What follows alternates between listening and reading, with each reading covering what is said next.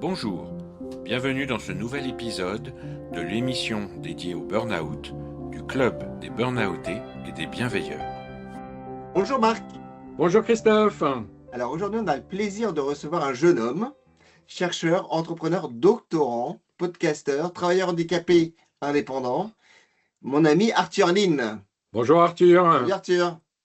Bonjour Christophe, bonjour Marc.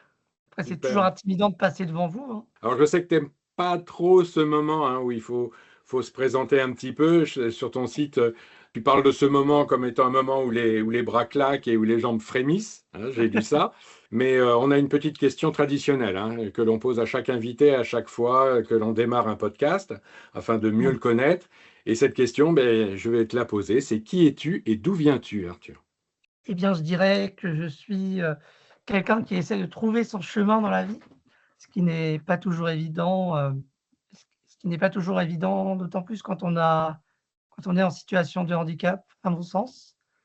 Mais voilà, je cherche malgré tout à trouver mon chemin dans la vie. Et du coup, comme l'a si bien dit Christophe, j'ai plusieurs casquettes, ce qui fait que c'est pas toujours évident de tout faire rentrer dans mon emploi du temps, mais on y arrive. Je pense qu'on aura largement l'occasion d'y revenir au cours de cet échange. Et pour la deuxième partie de la question, d'où je viens? Eh bien, je viens de région parisienne. Oui, je sais, personne n'est parfait. Heu, Nous je aussi, hein. Oui. Ah, bah, voilà. Voilà, bah, oui, c'est pour ça. Bah, voilà, vous étiez presque parfait, mais vous aussi, vous venez de région parisienne, donc ça annule tout. Bah alors, effectivement, on a dit que tu avais effectivement plusieurs cordes à ton arc, hein, mais il y a un dénominateur commun, et d'ailleurs qui nous relie tous les deux. Tu présentes plusieurs formes de handicap, on va en parler, et puis tu te présentes toi-même comme un TIH. Tu vas nous Oui, expliquer un petit peu ce que c'est. Alors, tu peux nous expliquer ce que c'est qu'un TIH pour ceux et ceux qui ne connaissent pas, et puis parler un petit peu de ton ou de tes handicaps et comment tu vis ça à OK. chaque jour. Parce que nous, on se connaît à la base, d'ailleurs, plus par le handicap que par la santé mentale. Oui, bah, c'est sûr. Après, handicap et santé mentale, souvent, c'est lié aussi. Mais pour te répondre dans l'ordre, TIH, c'est un acronyme, comme on adore en faire en France, beaucoup, beaucoup d'acronymes. C'est un acronyme qui veut dire travailleur indépendant handicapé. Et être travailleur indépendant handicapé, les personnes qui sont bénéficiaires de ce qu'on appelle l'OETH, l'obligation d'emploi des travailleurs handicapés, les bénéficiaires de l'allocation adulte handicapé, les bénéficiaires d'une carte mobilité inclusion, les bénéficiaires d'une pension d'invalidité et également, et ça c'est l'exemple qui vient, bien sûr tout de suite en tête, hein, les bénéficiaires d'une reconnaissance de qualité de travailleur handicapé. Et pourquoi indépendant? Parce que ce sont des personnes qui ont décidé, et qui ont choisi, la voie de l'activité indépendante, pour s'intégrer sur le marché du travail. D'accord, d'accord. Donc, toi aussi, tu es diplômé en RQTH. Ouais, c'est Hein? ça, c'est ça. Ouais, ouais, ouais, ouais, bien sûr, bien sûr, bien sûr. En plus, enfin, j'ai toujours trouvé ça, curieux dans le sigle d'ailleurs, RQTH, reconnaissance qualité travailleur handicapé, on dirait un AOP, tu sais, appellation d'origine protégée ou, C'est vrai, c'est vrai, c'est vrai. C'est vrai. donc heu, donc je me dis: «Pourquoi pas?» mais on n'a pas forcément des têtes de fromage. Quoique bon, étant donné qu'on nous prend souvent pour des jambons, je pense qu'on reste dans le ton. Non, mais c'est très vrai. Tu peux nous parler un petit peu de ton ou de tes Ouais. handicaps et puis comment tu vis ça effectivement au jour le jour? Alors, pour parler de mes handicaps, souvent, je commence par parler de l'expérience diagnostique parce que pour moi, elle fait pleinement partie aussi, quand on parle de handicap et a fortiori quand on parle de handicap dit invisible. Même si aujourd'hui on nous répète que 80 des handicaps sont invisibles, il est très difficile aujourd'hui de mettre la main sur la source primaire de cette affirmation. Certains disent que c'est l'OMS, mais même quand on cherche, on se rend compte que c'est difficile à trouver la source de cette, affirmation. Mais ce qui est sûr, c'est que la majorité des handicaps sont invisibles et et qu'en cela, le parcours diagnostique, il est d'autant plus importants et d'autant plus, à mon sens, parlants quand on parle justement de handicap, non visible. En ce qui me concerne, moi, mon parcours diagnostic, il a donc duré 3 ans et au terme de ces 3 ans où j'ai été, ballotté d'un spécialiste à l'autre, un peu comme un sac de pommes de terre, un jour de grande promotion en supermarché. Finalement, j'ai eu plusieurs diagnostics, le trouble du spectre autistique, aussi appelé TSA, le trouble déficitaire de l'attention, donc TDA sans hyperactivité, sinon j'aurais dit TDAH et des troubles 10 qui sont aussi appelés, troubles des apprentissages, dyspraxie, dysgraphie, probablement dyslexie, mais jamais vraiment diagnostiquée. J'ai coutume de les appeler mes colocs au quotidien ou mes colocs, non désirés parce que pour en venir à la deuxième partie de ta question, quels sont finalement les impacts de ces spécificités?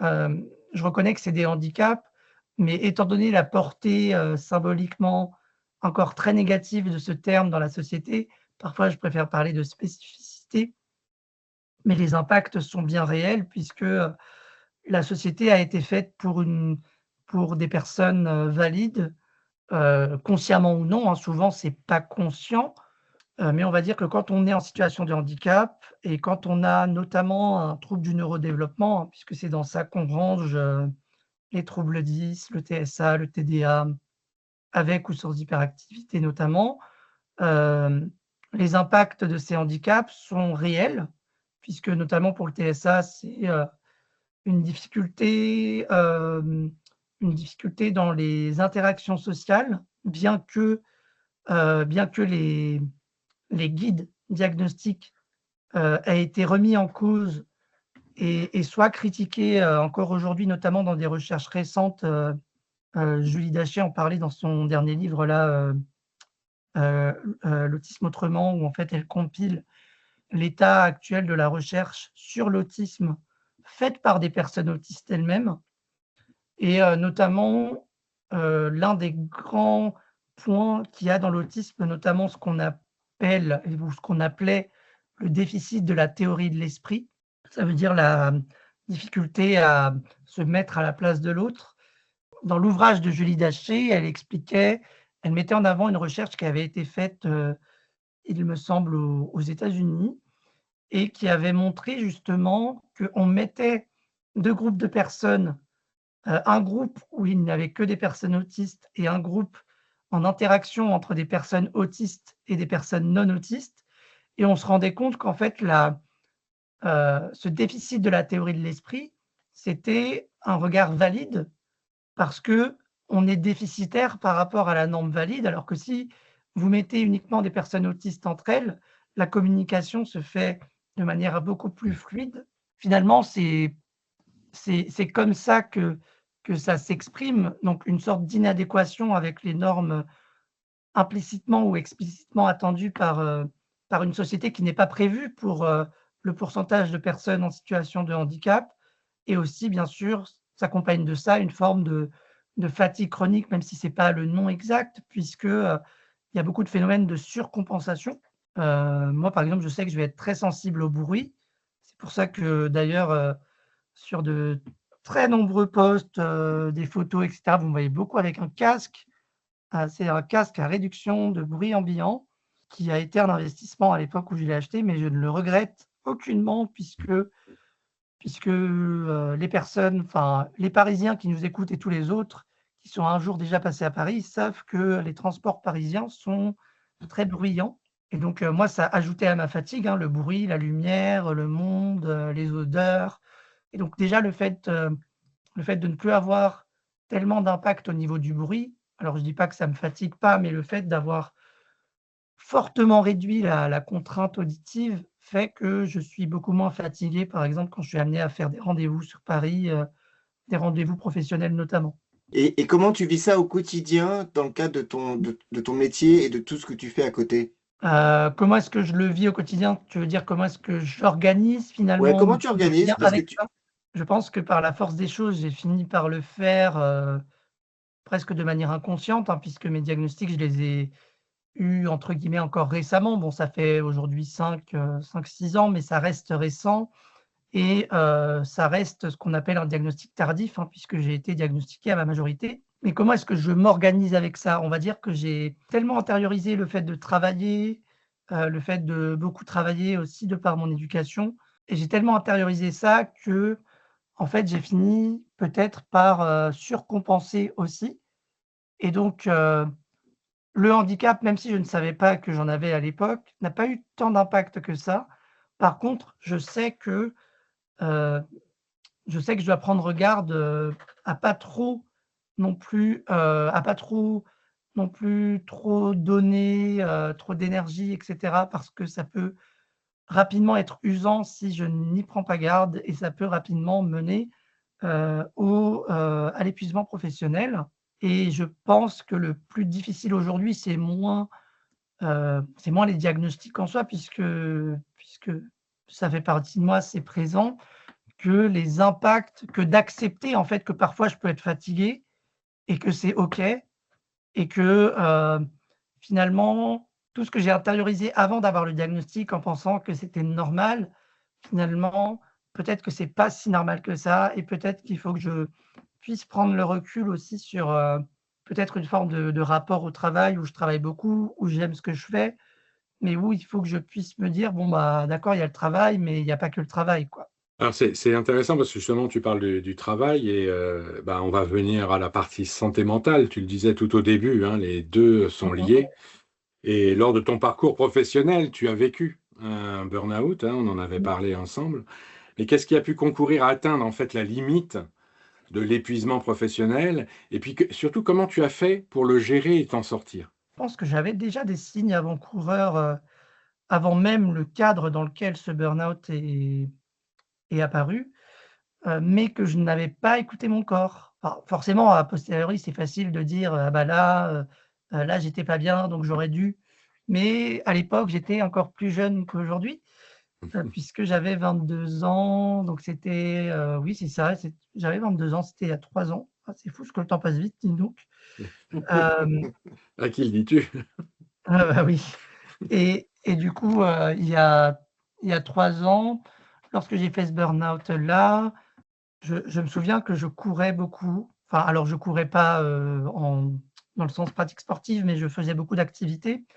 Terminé mon alternance de master 2, je rentrais sur un CDD et donc j'imagine que ce qui a beaucoup joué, c'est le changement, d'environnement, le fait de s'adapter à un nouvel environnement. Je pense que déjà cet état de fait de devoir s'adapter à un nouvel environnement, ça a joué sur l'accentuation d'une fatigabilité qui était déjà présente avant même que je prenne le poste sur lequel j'ai fait mon burn-out et ensuite, ce qui a, d'autant plus déterminé la survenue de ce burn-out, c'est je pense aussi le contexte dans lequel j'ai été amené à exercer le poste, sur lequel j'étais, et notamment un management, qui ne semblait, avoir de bienveillant que l'affichage malheureusement et qui dans les faits en fait était quelque peu brutal en fait, ne prenait pas en compte la question du handicap alors que j'avais été très explicite sur les impacts du handicap, la fatigabilité, le besoin d'avoir des consignes claires, explicites, avec la décomposition des tâches. Donc ça aussi lié aux troubles déficitaires de l'attention.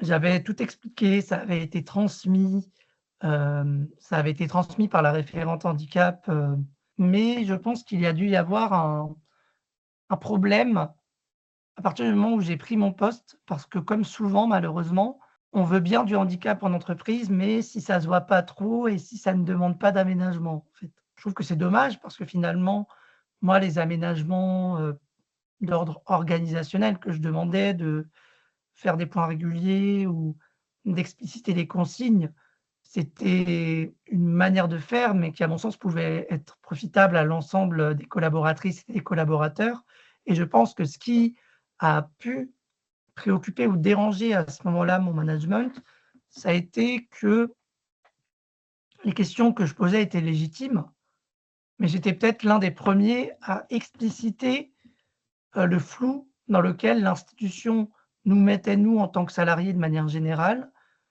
Et en face, les personnes n'étaient pas en capacité de répondre, puisqu'elles ne s'attendaient pas à ce qu'on leur pose des questions.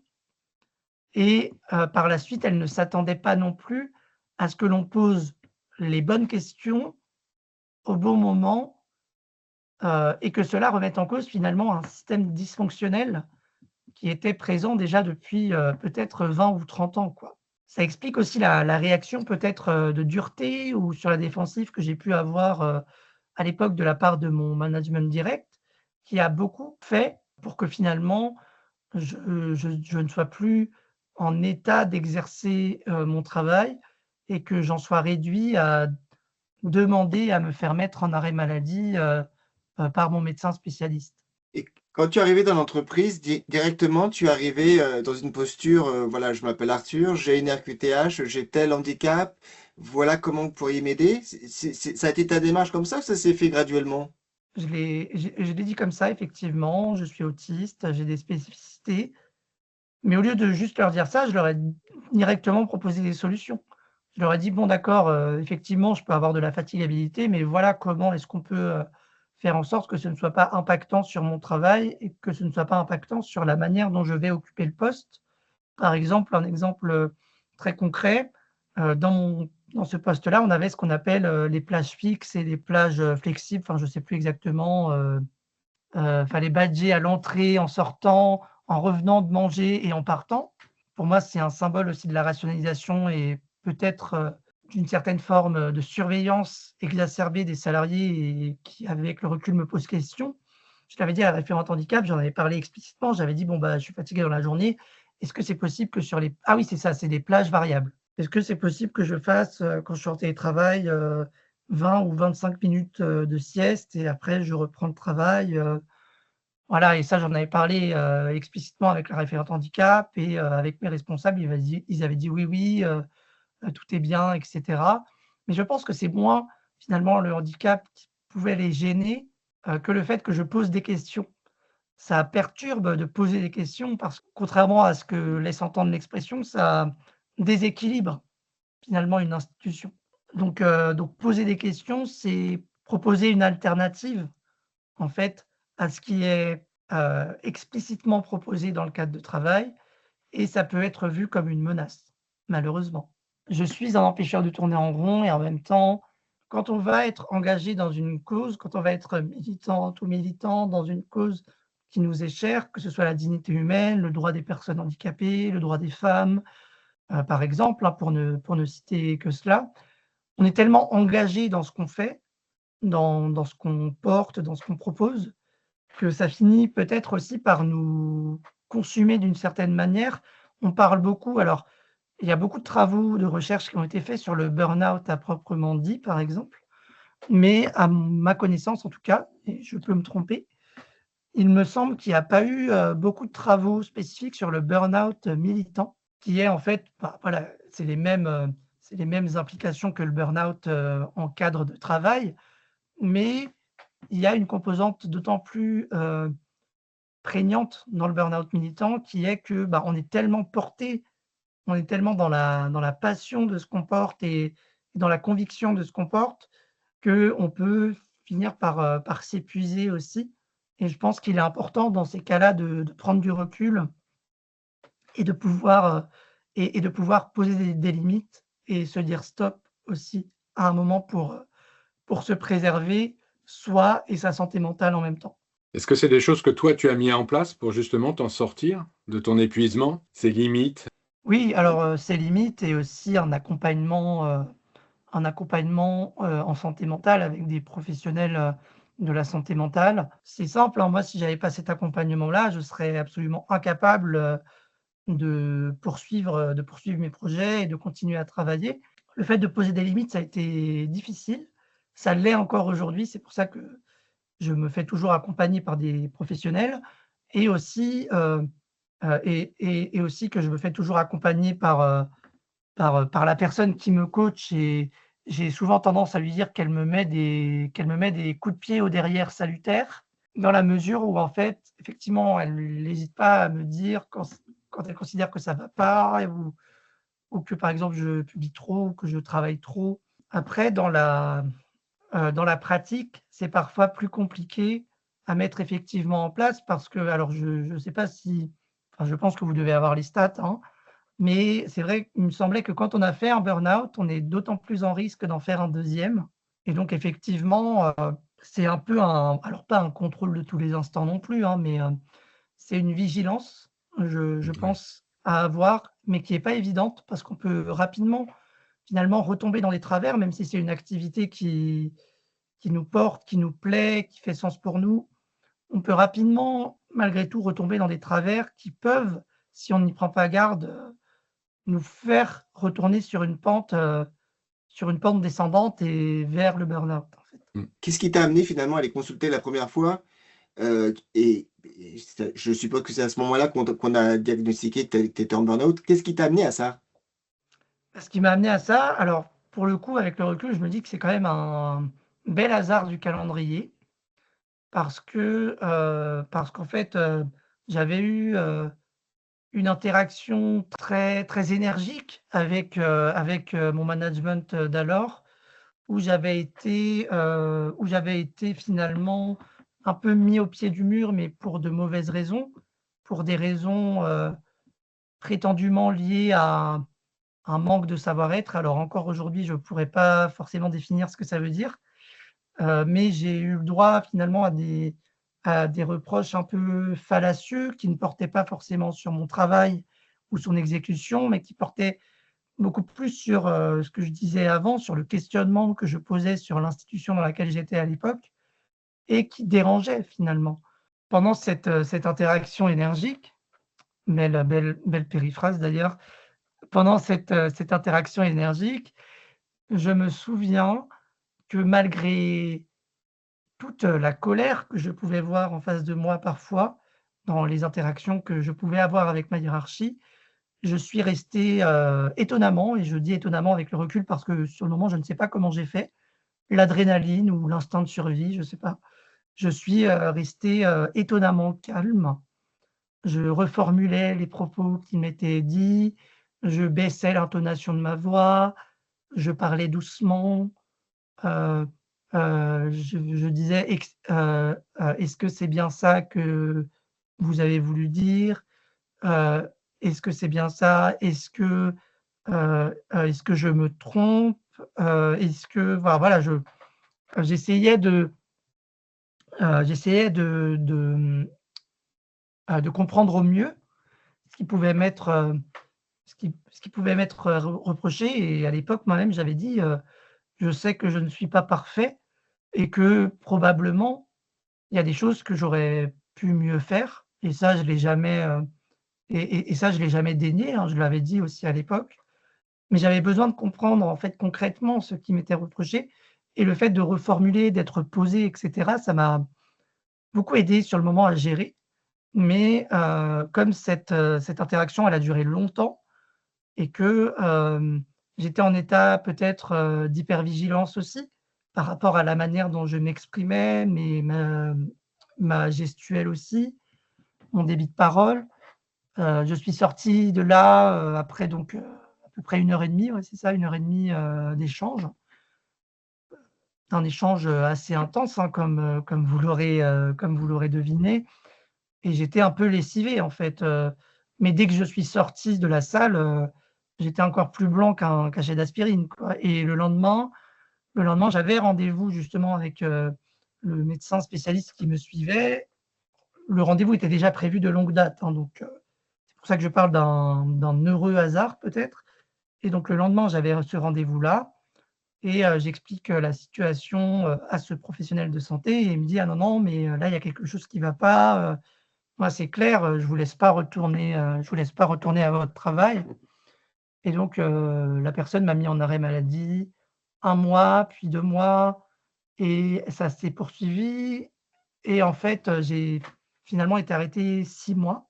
Quand j'essaie de me souvenir de cette période, j'y arrive pas. C'est comme un, alors je dirais pas un trou noir, hein, parce que j'ai quelques souvenirs. C'est comme si je me souvenais pas de ce que j'avais fait pendant 6 mois.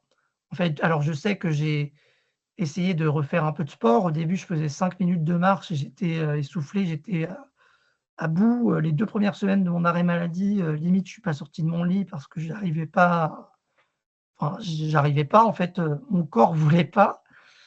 Et à part ces quelques petits souvenirs, c'est comme si, ces 6 mois avaient été, effacés, effacés encore aujourd'hui quand j'essaie de mettre la main sur des souvenirs de cette période, j'ai beaucoup de mal en fait à me souvenir. Et d'après de quelques petites recherches que j'avais pu faire ça et là, j'ai vu que c'était pas si anecdotique que ça et que souvent, alors pas toujours, hein, mais le pic du burn-out est la période où on est vraiment, pas bien. Ensuite, quand on recommence à être bien, la période où on n'était pas bien, c'est comme si notre cerveau, en fait, il l'avait toujours en mémoire, mais comme si, en fait, il y avait un mécanisme de protection et qu'on n'arrivait plus trop à s'en souvenir, en fait. En fait, c'est comme si ça se limitait notre cerveau se limitait au strict minimum, en fait, des C'est ça. tâches. Et donc, au niveau de la mémoire, je pense qu'il fait le tri. Je pense qu'il Mmh. nettoie aussi au niveau de la mémoire, et qu'il se dit: «Bon, bah, c'est peut-être pas le plus important, on assure le minimum entre guillemets «vital», au niveau de l'énergie, le temps que le capital se refasse». Mmh. Et ensuite ces fonctions-là, quand on va mieux, bien sûr, elles reviennent, au plus et au mieux, dans la plupart des cas. Mais je pense que ça s'explique aussi par le fait que le cerveau va à l'économie aussi. Ouais, tout à Bien fait. sûr, bien sûr. Ouais. Après, tu es revenu dans l'entreprise? Je ne suis pas retourné en poste parce que je ne m'y sentais plus, le bienvenu et qu'entre-temps, j'ai pu trouver une porte de sortie, hein. Mon employeur qui m'avait, très gentiment fait savoir hem, que finalement, en fait, je pourrais tout à fait quitter mon poste, à la condition explicite que je trouve un CDI, puisqu'à l'époque, j'étais en CDD.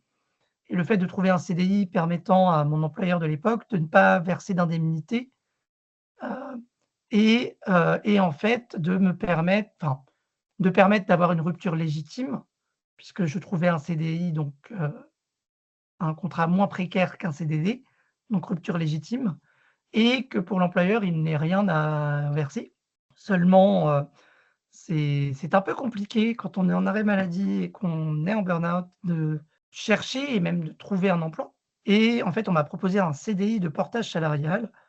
Le portage salarial, en fait, c'est une entreprise qui s'appelle l'entreprise de portage qui porte un salarié qui s'appelle le salarié porté, qui fait les tâches administratives de la personne portée mais la personne portée, en fait, c'est comme si elle était indépendante. Mais aux yeux de l'URSSAF, elle est salariée de l'entreprise à qui elle externalise ses tâches administratives. J'ai pu à ce moment-là déposer mon préavis, quitter mon poste le 9 janvier 2023 et donc le 10 janvier 2023, mon CDI de portage salarial a commencé et j'ai donc commencé à entreprendre, d'abord sous le statut de salarié porté. Aujourd'hui, toujours sous le statut de salarié porté, mais avec un deuxième statut parallèle qui est celui d'auto-entrepreneur puisque, j'ai aussi créé mon activité en auto-entreprise, en août, de l'année 2024, donc assez récemment finalement, sur les mêmes prestations que je faisais déjà en portage salarial. Et je pense que chaque étape du processus était nécessaire, hein. Le portage salarial, maintenant le portage salarial et la micro-entreprise et le portage salarial, la micro-entreprise et le contrat de recherche puisque mon revenu principal en fait, même si j'espère à terme que ce sera mon activité indépendante, mon revenu principal pour l'instant, c'est mon contrat de recherche, au titre, de ma thèse de doctorat, en fait. Je suis rémunéré par mon université pour faire mes recherches. Donc j'allais te poser la question, quels étaient tes projets aujourd'hui? Donc tu es effectivement, doctorant, je fais attention au terme. La thèse, c'est quoi? C'est pour 2026, c'est ça? J'espère effectivement que fin 2026, j'aurai terminé pour, une soutenance pour la fin de l'année 2026. Bah, écoute, c'est passionnant, c'est passionnant. Maintenant, Mmh. on te souhaite de justement garder le cap entre engagement et gestion du quotidien. Du quotidien et de faire bien attention, à tout ce qui peut être, signaux faibles et ne pas atteindre de limites, hein, n'est-ce pas? De bien faire attention à soi. Bien sûr. Et ne pas hésiter aussi à se faire aider, je pense. Ah, absolument. Exactement. Je pense que c'est important de le redire, hein. Je pense que vous le dites, hein, dans quasiment tous vos épisodes de podcast, hein, parce que je suis quand même allé écouter un petit peu certains épisodes. Mais effectivement, je pense que faut pas hésiter à se faire aider, que c'est pas une honte de se faire aider, que ce soit des groupes de soutien, de ce que vous faites vous avec le club, et de savoir qu'il y a des pairs, en fait, des personnes qui ont pu vivre un peu la même chose.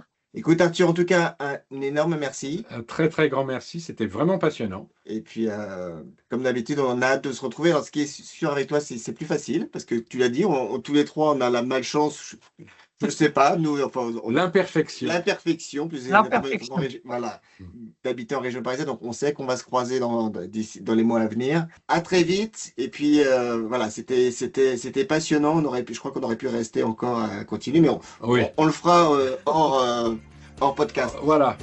Ce sera avec plaisir. Merci beaucoup Arthur pour ce moment. Et puis à très bientôt, Christophe, pour un prochain podcast. À très vite. À très vite. Au revoir. Quant à nous, nous nous retrouverons bientôt pour un nouveau podcast sur la chaîne du Club des Burnoutés et des Bienveilleurs.